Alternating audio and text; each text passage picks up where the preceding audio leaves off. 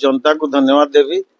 तांकर जेन विश्वास हमर काउंसलर भाई भौणी मनकर ऊपर थिला सेटा जेनटा अवहेला हेक रहउथिला वर्तमान सेटा उन्नति दिगरे अग्रसर करबा आउ आज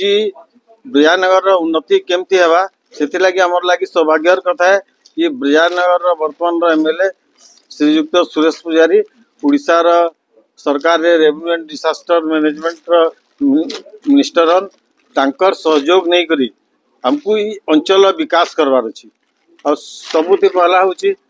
हमर स्लम एरिया मन को केनता विकास हेबा जेन माने नीडियन बेसी जाहाकू दरकार अछि तांकर विकास हेबा सेटा हमर प्रथम कर्तव्य रहला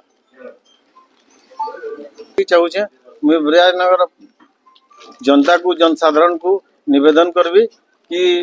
इ सब उन्नतिर कार्य रे तांकर सहयोग हमको मिलू तांकर सहयोग